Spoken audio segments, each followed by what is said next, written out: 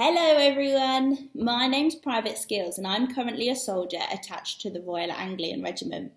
I know that World Book Day is coming up soon, so I thought I would share with you one of my favourite stories in case you've not heard it before.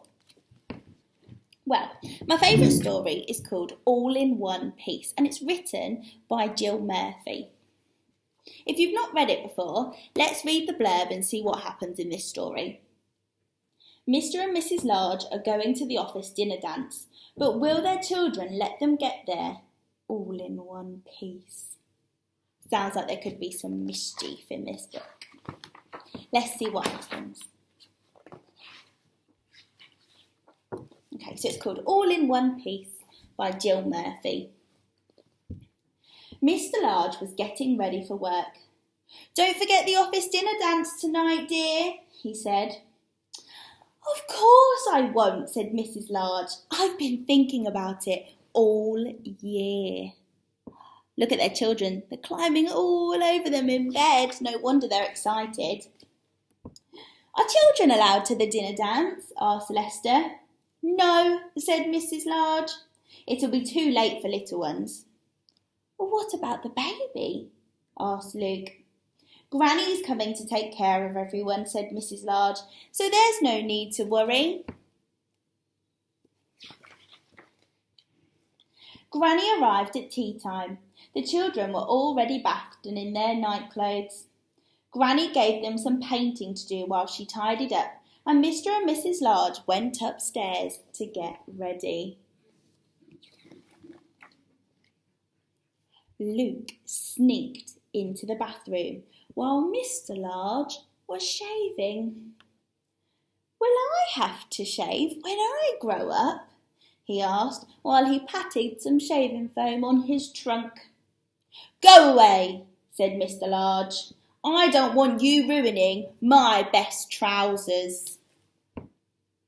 Daddy started to put his new clothes on now. Meanwhile, the baby crept into the bedroom where Mrs. Large was putting on her makeup. Mrs. Large didn't notice until it was too late.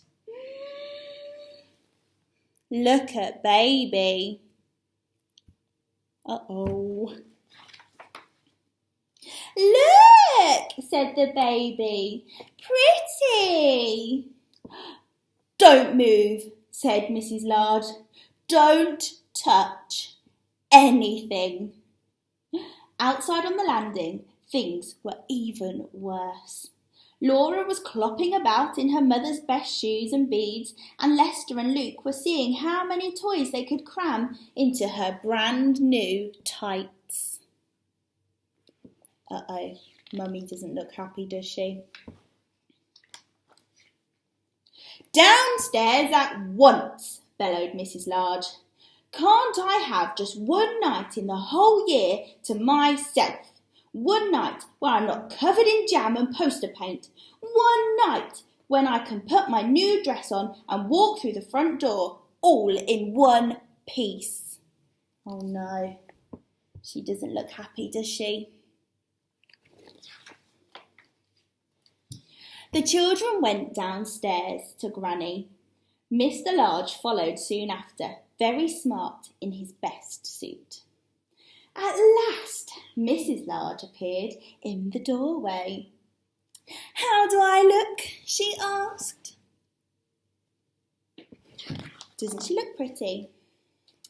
"Pretty, Mummy," gasped the children. "What a smasher," said Mr. Large. "You look like a film star, dear," said Granny. "Hands off," said Mrs. Large to the painted, smeared children. Oh no, she doesn't want their paint on her brand new dress, does she? Mr. and Mrs. Large got ready to leave. "Goodbye, everyone," they said. "Be good now." The baby began to cry. "Just go," said Granny, picking her up. "She'll stop as soon as you've left. Have a lovely time." Baby's going to miss them. "We've escaped," said Mr. Large with a smile, closing the front door behind him. "All in one piece," said Mrs. Large, and not a smear of paint between us. Actually, said Mr. Large, you'd look wonderful to me, even if you were covered in paint. What do you think's happened?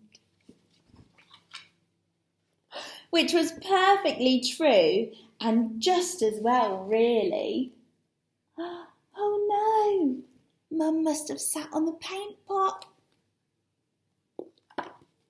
That's my favourite story. I hope you enjoyed it too. Have a lovely World Book Day.